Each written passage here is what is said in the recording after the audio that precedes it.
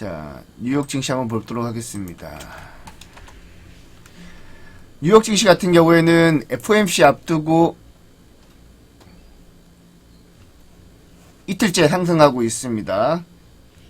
이틀째 상승하고 있지만 오히려 반도체 관련 종목들은 전반적으로 많이 빠졌어요.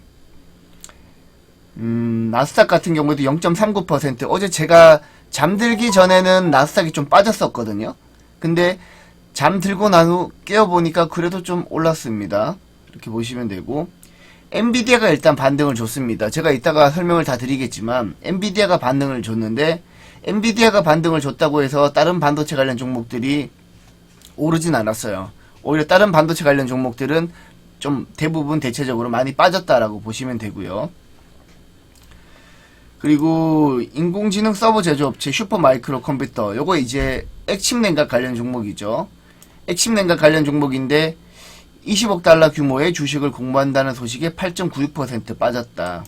어제 우리나라 액침 냉각 관련 종목들, 뭐 사실 저희 플러스방에서도 다뤘던 GST랑 K엔솔이 많이 빠졌죠. 그리고 그동안 대장주 역할을 했던 GST가 한 마이너스 한 12% 정도 빠지면서 액침 냉각 관련 종목들이 조정을 받았는데, 오늘 또 상황은 녹록치 않다라고 보시면 되고, 그 외에는 사실 뭐 특별한 이슈가 없습니다. 우리나라 기준으로 지금 현재 FOMC가 내일 새벽 3시에 열리죠. FOMC가 목요일 새벽 3시 열리는데, 사실 이제 기준금리 동결되는 것은 거의 확실시 되고 있는데, 점도표가 어떻게 나오는지 그게 중요한 거죠. 점도표가 기준금리 3차례 인하를 전망할 것인지 아니면은 뭐 4차례나 2차례를 전망할 것인지, 거기에 따라서 약간 시장 변동성이 확대될 거고요. 그리고 파월 연준 의장이 FOMC 기준금리 발표한 다음에 연설을 할 텐데, 그때 얼마만큼의 매파적인 발언을 할지, 거기에 따라서 우리 국내 증시가 또 요동 한번 칠 겁니다. 그래서 여러분들이 전반적으로 오늘 장 초반에는 많은 투자자들이 경계감을 가질 거예요. 하지만 제가 어제 뭐라고 말씀드렸죠? FOMC 끝난 다음에는 본격적인 상승장이 올 가능성이 높다라고 저는 보고 있습니다. 여전히 그 시각에는 변함이 없어요. 그래서 오늘 만약에 이제 여러분들이 투자자 관점으로 접근하신다면 수요일, 오늘이죠. 종가 베팅, 이 전략이 저는 먹힐 거라고 봅니다. 근데 종가 베팅을 너무 크게 하게 되면 너무 리스크가 크니까 1차적으로만 종가 베팅 하시고, 그 다음에는 조정시 뭐 추가 매수하는 개념으로, 어차피 저는 올해 시장이 대세 상승장이라고 보고 있기 때문에 그렇게 여러분들이 접근을 하시면 될 거라고 저는 보고 있어요. 그럼 일단 미국 주식 섹터별 현황 한번 보도록 하겠습니다.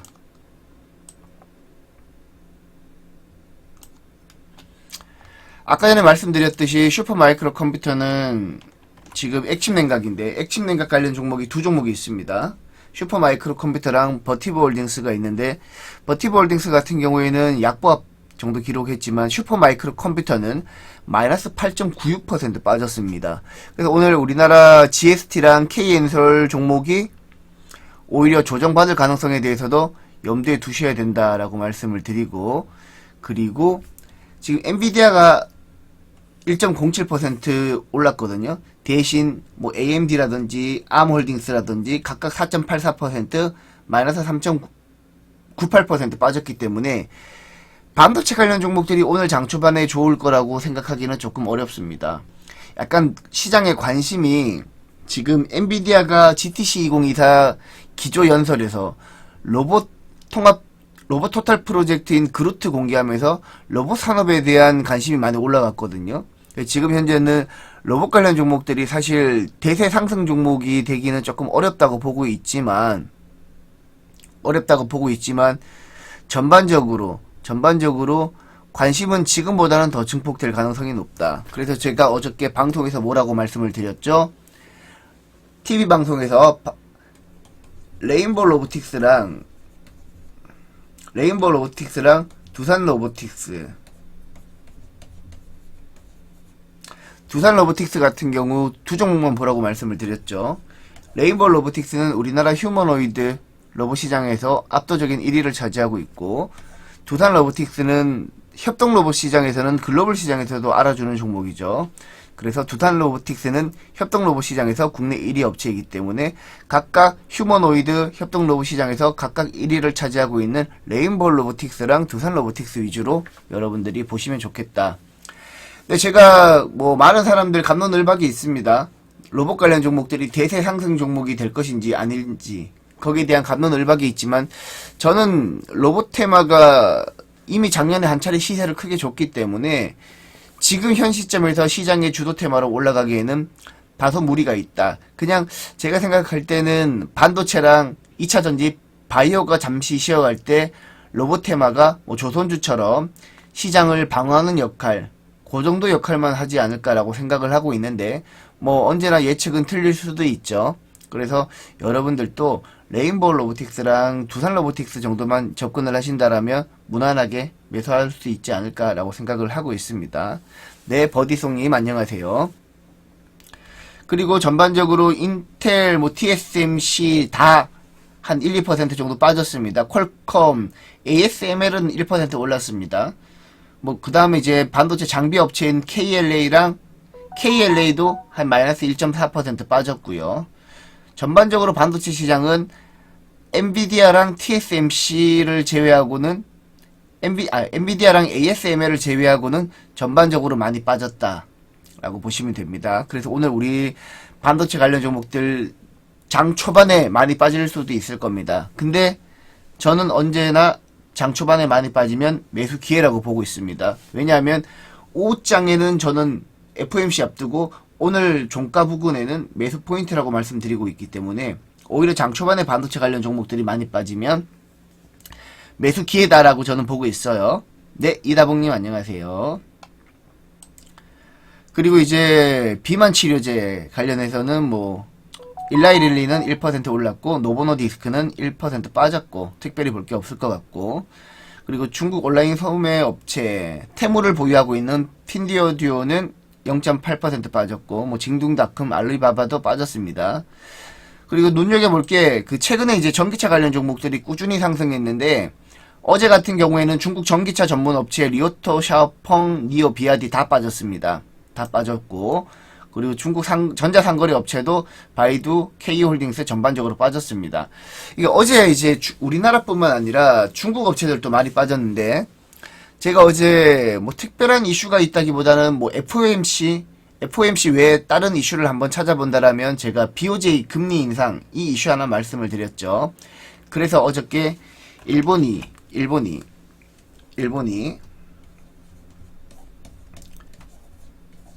BOJ 금리 인상 있죠. 원래는 일본이 마이너스 0.1%였습니다. 금리가 마이너스 0.1%에서 0.0에서 0.1%로 금리 인상을 했습니다. 이렇게 될 경우에는 뭐 많은 투자자들이, 제가 어제 카톡방에 잠깐 설명드렸지만 여러 가지 생각해 볼 게 있는 거예요. 마이너스 금리인 엔화를 빌려가지고 해외 시장에 투자하는 엔캐리 트레이딩이 어느 정도 자산 청산한 다음에 일본으로 자금이 다시 유입될 거다. 근데 지금 일본 증시가 많이 올랐기 때문에, 그리고 일본 기준금리가 워낙 저금리이기 때문에 여전히 일본 증시가 저금리이고 다른 국가 같은 경우에는 여전히 고금리잖아요. 왜냐하면 그 코로나 이후에 유동성을 회수하는 과정에서 금리를 올렸기 때문에, 미국 같은 경우에도 아직까지 금리를 못 내리고 있잖아요. 여전히 금리 격차가 크기 때문에 저금리인 엔화를 빌려서 해외 자산에 투자하는 투자가 지금 쉽게 바로 사그라들지는 않을 거라고 봐요. 다만 해외 고정자산에 투자했던 투자자들은 적어도 언제든지 엔화를 청산해가지고 갚을 수 있도록 유동자산으로, 예를 들면 뭐 주식이나 채권 쪽으로 자산 포트폴리오를 돌릴 가능성은 있습니다. 그래서 개인적으로는 오히려 일본이 금리를 인상한다고 해가지고 주식시장에 미치는 영향은 제한적이다. 라고 봐요. 제한적이라고 봐요. 그러면 이제 우리 직관적으로 일본이 기준금리를 올리게 되면 일본 엔화 가치가 상승하게 되잖아요. 일본 엔화 가치가 상승하게 되면 오히려 주식을 향후에 환차익을 얻으려고 외국인 자금이 일본으로 들어갈 수 있다라고 생각하는데, 그 부분 또 일본 증시가 이미 많이 올랐기 때문에 상대적으로 환차익 대비 자칫 잘못하다가는 물릴 수도 있습니다. 주식에 물릴 수도 있기 때문에 해외 자금이 일본이 기준금리를 0.1% 올렸다고 해가지고 한국이나 중국에서 자금을 뺀 다음에 일본으로 들어갈 거라고 저는 생각하지 않아요. 이미 주식이 많이 올랐기 때문에. 그럼에도 불구하고 어제 같은 경우에는 중국과 한국은 빠졌는데 일본 증시만 올랐다는 거죠. 일단 이 부분을 우리가 한번 고민을 해봐야 될 것 같습니다. 제가 생각하는 시나리오는 이런데 실제 시장 분위기는 어떻게 흘러갈지도 우리가 한번 고민을 해봐야 되겠죠.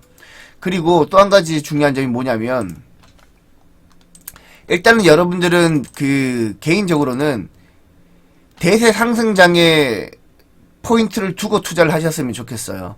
그래서 저는 개인적으로 여러분들한테 지금 현재 대형주 많이 매매하라고 말씀을 드리고 있는데, 저희 같은 플러스반 같은 경우에는 이미 손실난 종목도 있겠지만 플러스난 종목들도 일부 팔아가지고 대형주로 계속해서 옮기고 있거든요. 대형주로 옮기고 있기 때문에 여러분들도 지금 대세 상승장에서 반드시 올라갈 종목들 위주로 여러분들이 매집을 하신다라면 충분히 기회는 있다라고 저는 보고 있습니다. 잠깐만요. 충분히 기회는 있다고 봐요. 진짜 중요합니다, 여러분들. 느리지만 지수 하락장에서 어느 정도 방어를 해주고 지수 상승장에서 확실하게 수익을 낼 수 있는 종목 위주로 여러분들이 접근을 하셔야 돼요. 아셨죠? 저희 같은 경우에는 어제 원자력 관련 종목도 일부 익절을 했었는데 오늘 원자력 관련 종목들은 좀 빠질 겁니다. 제가 원자력 관련 종목들 좋다 많이 말씀을 드렸는데 오늘 뉴스케일 파워가 엄청 빠졌더라고요. 그래서 원자력 관련 종목들은 좀 빠질 텐데 결국에는 빠졌을 때가 저는 기회라고 봐요. 일단 여러분들도 투자를 하실 때 기본적인 큰 추세 흐름을 여러분 머릿속에 그리신 다음에 그 다음에 내가 어떻게 전략을 접근해야 될지, 내가 지금 진입하는 타이밍이 최선의 타이밍이라고는 생각하지 않아요. 다만 내가 진입하는 타이밍이 있으면 혹시라도 밀렸을 때도 우리가 겁먹지 않잖아요. 왜냐하면 내가 생각했던 그림은 우상향인데 일시적으로 출렁인다고 해가지고 거기에 겁먹을 필요는 없다라는 거예요. 왜냐하면 원자력 관련해가지고 호재성 뉴스는 계속 나옵니다. 호재성 뉴스는 계속 나와요. 그래서 오늘 뉴스케일 파워가 급락하면서 원자력 관련 종목들이 많이 조정을 받는다라면 지금이 오히려 저는 기회라고 봐요. 아셨죠? 자, 그리고 지금 오늘 일단 방금 원자력 관련 종목 말씀드렸지만 뉴스케일 파워가 마이너스 34.85% 빠졌습니다. 이렇게 되면 우리나라 원자력 관련 종목들은 보통 한 4~5% 정도 빠져서 출발할 가능성도 있어요. 두산 에너빌리티처럼 큰 종목들 같은 경우에는 마이너스 한 2~3%, 나머지 그 외에 중소형주 관련 종목들은 마이너스 한 4~5% 정도 빠질 가능성이 많습니다. 하지만 크게 겁먹지는 마시자. 왜냐하면 4월 10일 총선 이후에 11차 전력수급 기본계획 발표되고요. 그때 원자력이 2기에서 4기 정도 늘어난다는 내용이 나올 겁니다. 그리고 뭡니까?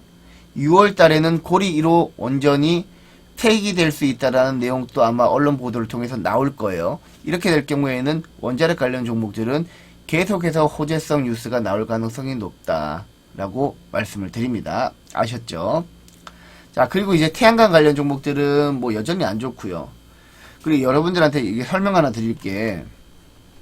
지금 인도 철강 업체, 제가 평소에 여러분들한테 주가 설명 드리는 거에는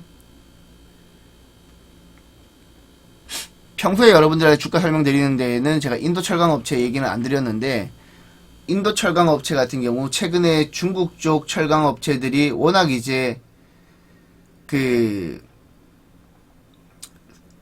중국 쪽 철강 업체들이 워낙 이제 많이 생산하다가 최근에 조금 감산하는 분위기거든요. 그 과정에서 인도 철강 업체 주가들이 많이 올랐어요. 주가가 많이 올랐어요. 근데 한국 철강 업체들은 아직까지 뚜렷한 움직임은 없어요. 한국 철강 업체들은. 근데 저는 한국 철강 업체들도 갈 거라고 봐요.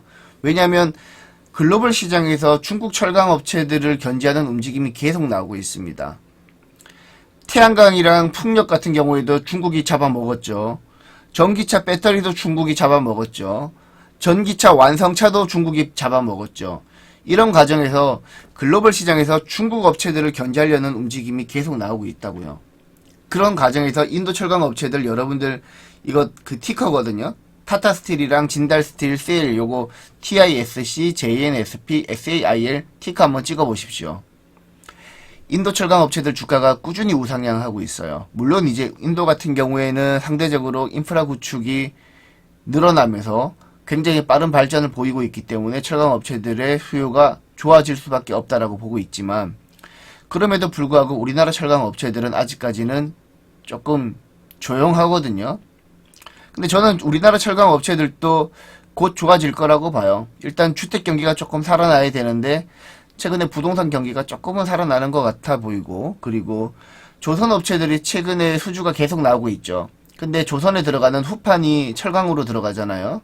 그래서 이제 조선 업체들의 수주가 늘어나게 되면 당연히 철강 업체들에게는 호재성 재료다라고 보시면 되고 전반적으로 뭐 철강 업체들이 지금 현재 나쁠 게 없습니다. 그리고 제가 항상 좋아하는 건설 기계 업체들도 최근에 바닥권에서 움직이고 있고 뭐 건설 기계 업체들은 제가 HD 현대건설 기계 제일 좋아한다고 말씀을 드렸죠.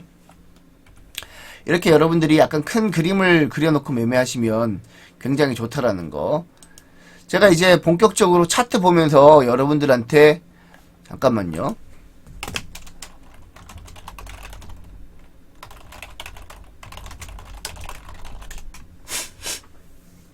차트 보면서 여러분들한테 이제 종목을 설명을 드릴 텐데 그 전에 제 카톡방 홍보 잠깐만 하겠습니다. 여러분들 아셨죠? 카톡방 다양한 정보들이 정말 많습니다. 여러분들 카톡방 보셔가지고 진짜 다양한 정보들 많이 받아가세요. 여러분들 여러분들 중간중간 음성이 끊기나요?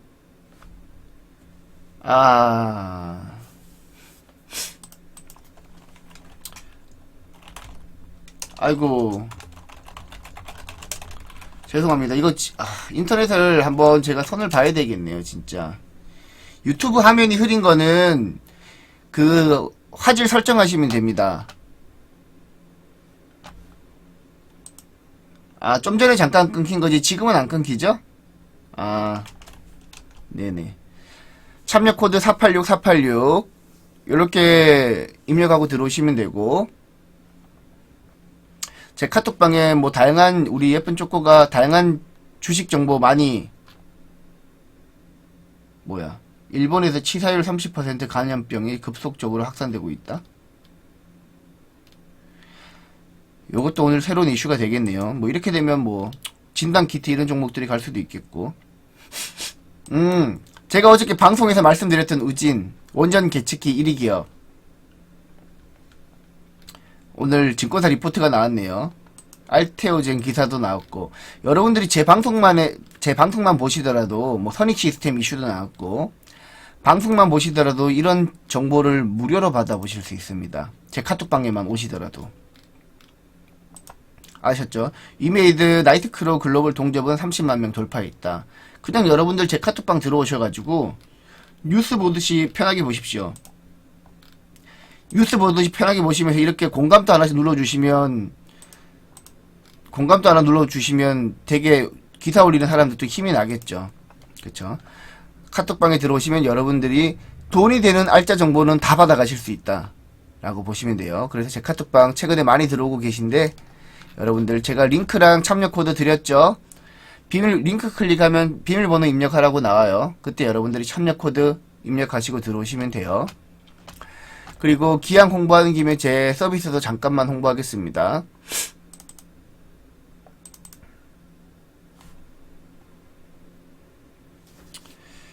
제 서비스 같은 경우에는 골드 서비스 운영하고 있는데, 지금 골드 서비스 같은 경우에는 1개월 88만원, 2개월 176만원, 3개월 264만원입니다.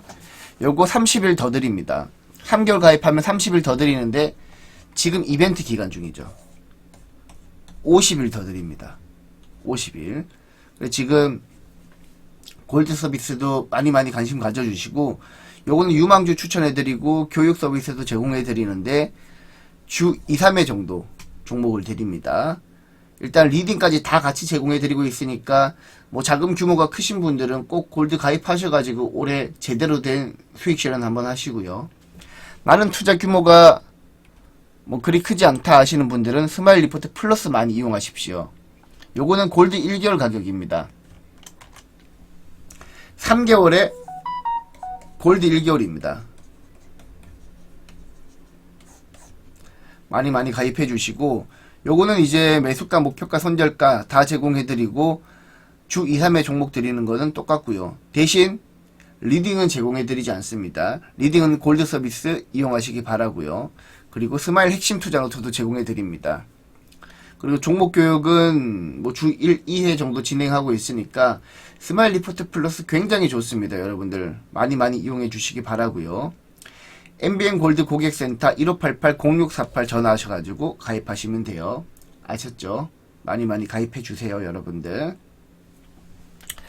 자, 홍보는 요 정도만 하고 간단하게 이제 종목도 한번 몇 종목 정도 찍어보고, 그리고 여러분들하고 오늘 어저께 이제 외국인 기관 수급 동향도 한번 체크해보는 시간 가지도록 할게요.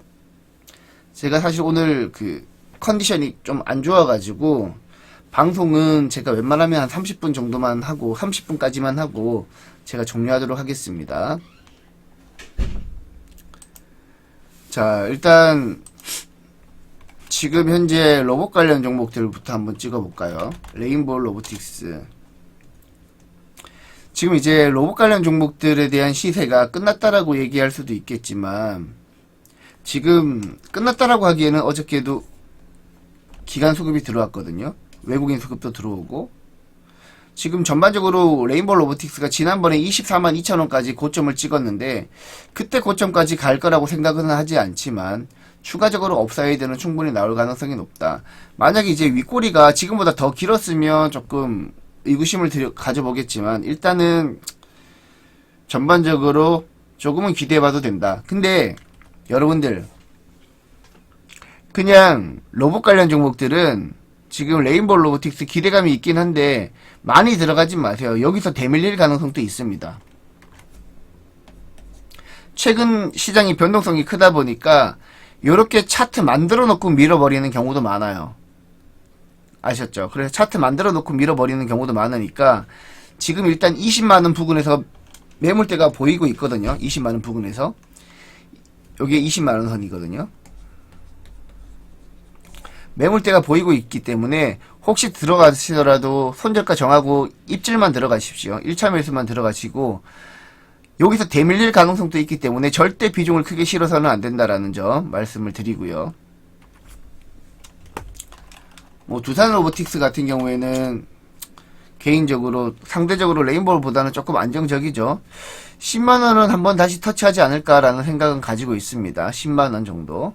일단 여러분들이 뭐 쉽게 예단하기보다는 전반적인 시장 흐름에 동조하면서 매매하시면 돼요.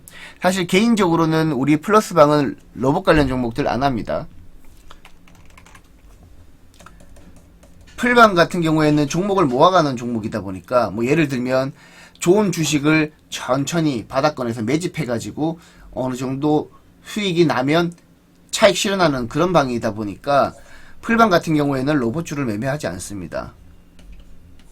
여러분들이 뭐 사야 될지 모르겠다 하시는 분들은 아까 전에 플러스방 들어오셔가지고 가입하시면 되고, 우리는 로봇주는 매매하지 않아요. 우리는 지금 현재 반도체, 바이오, 2차전지, 그리고 대형주, 제가 어떤 종목인지 말씀드리지 않겠습니다. 대형주 어떤 섹터인지도 말씀드리지 않을게요. 요렇게 지금 매매를 하고 있거든요. 그리고 어제 원자력 같은 경우에는 일부 차익 실현하기도 했고요. 그래서 이렇게 우리가 포트를 구성하고 있는데 최근에 대형주 비중을 조금씩 올리고 있는 추세죠. 근데 어제 하락장에서도 우리 매집했던 대형주는 잘 버텼습니다. 잘 버텨가지고 다른 종목들 하는 거에 비해서는 굉장히 잘 버텼고 일부 종목은 수익이 나기도 했죠. 그래서 지금 전반적으로 대형주 위주로 여러분들도 포트를 조금 변경하셨으면 좋겠어요. 아셨죠? 지금 전반적으로 반도체, 바이오, 2차전지 대형주 매매하고 있다. 근데 우리는 로봇주는 매매하고 있다. 매매 안 하고 있다. 로봇주는 매매 안 하고 있다. 너무 이제 종목을 많이 깔아두면은 여러분들 관리하기가 굉장히 힘듭니다. 저는 이제 우리 플러스방 같은 경우에는 지금 한 5종목에서 7종목 정도만 가져가려고 해요. 골드도 마찬가지고. 플러스는 제가 모델 포트폴리오를 정리해서 드리면 우리 회원들이 알아서 매매를 잘 하세요. 제가 코멘트도 해드리기도 하고요. 사실상 골드랑 비슷하다고 보시면 되죠. 모델 포트폴리오 다 정리해 드리거든요. 종목은 매주 2종목에서 4종목 정도 드리고 있지만 모델 포트폴리오까지 드리고 있기 때문에 사실 플러스방이 골드랑 거의 크게 차이가 안 난다라고 보셔도 돼요. 지금 우리 유튜브에서 플러스방 들으시는 분들 한번 말씀해 보실래요? 우리 플러스방 괜찮지 않습니까, 여러분들? 그쵸? 플러스방 괜찮죠? 지금 플러스방 같은 경우는 5종목에서 7종목 운영을 하고 있다 라고 보시면 되고, 일단 그 포트에는 로봇은 없고 반도체, 바이오, 2차전지, 대형주, 대장주 위주로만 저희가 하고 있습니다. 그래서 여러분들이 많이 플러스방에 오셔가지고 혼자 매매하기 힘드신 분들은 진짜 적극적으로 강추합니다, 여러분들. 그쵸? 진짜 강추합니다. 솔직히 골드 1개월에 88만원 리딩 다 해주니까 들으시면 좋죠. 근데 제 서비스가 뭐 골드 종목보다 안 좋습니까? 뭐 저도 골드 운영을 하고 있긴 하지만 저도 골드 서비스 운영을 합니다. 그렇다고 해가지고 제가 스마일 리프트 플러스를 골드보다 안 좋은 종목 드리진 않거든요. 그쵸? 그래 여러분들도 많이 저의 플러스 서비스 가입을 해주시면 제가 여러분들 2024년 안정적으로 계좌 수익이 나실 수 있도록 제가 도와드리도록 하겠습니다. 아셨죠? 자, 일단 두산 로보틱스는 뭐 저희 방에서는 없지만 여러분들이 접근하시기에는 레인보우 로보틱스랑 함께 접근하시기에는 괜찮다라고 보시면 되고, 대신 이번에 이제 엔비디아 발 때문에 로봇 관련 테마들이 주목받기 시작했는데 그 영향력이 언제까지 지속될지는 사실 물음표입니다. 물음표예요. 그래서 여러분들이 이렇게 한번 관심을 2종목 정도만 관심을 가지시면 될 것 같고, 물론 감속기 뭐 SPG라든지 SPB테크 이런 종목들도 좋긴 하지만 워낙 이제 움직임이 둔하다 보니까 그냥 안전하게 대장주 위주로 하시는 게 좋다라고 생각을 하고, 그 외에는 어제 방송에서는 제가 잠깐 설명드리기 시간이 좀 부족했었는데 LS 일렉트릭 잠깐만 조금 설명드릴게요. 보통 이제 HD 현대 일렉트릭이랑 HD 현대 일렉트릭이랑 LS 일렉트릭, 원래는 여러분들 그 기억하실지 모르겠지만 LS 일렉트릭이 HD 현대 일렉트릭보다 시가총액이 훨씬 컸습니다.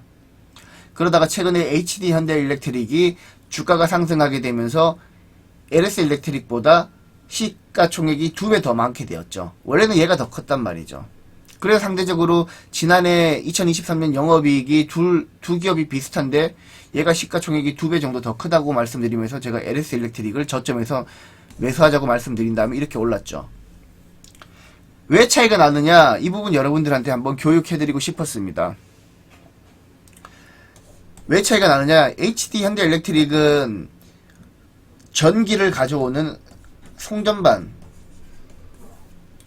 위주이고, LS 일렉트릭은 송전반에서 전기를 받아서 소비자들한테 뿌려주는 배전반 위주입니다.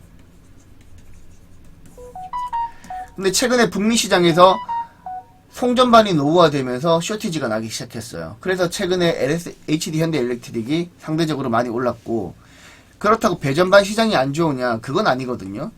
배전반 시장도 여전히 좋다. 다만 송전반이 훨씬 더 좋다라는 차이가 있다라는 거예요. 배전반 시장도 좋습니다.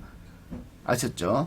안 좋은 게 아니에요. 그래서 지금 LS 일렉트릭은 저점에서 지금 꾸준히 수급이 들어오면서 추세적인 상승을 보여주려고 하고 있다. 뭐 개인적으로는 10만원은 가뿐하게 돌파할 거라고 보지만 그래도 5일선이 무너지면은 그래도 어느 정도 차익 실현하시고, 보유하신 분들은 5일선이 무너지면은 어느 정도 차익 실현하시고 다시 조정 시 매수하는 관점으로 보시면 될 것 같아요. 아셨죠? LS 일렉트릭은 이렇게 접근하시면 됩니다. 그리고 가볍게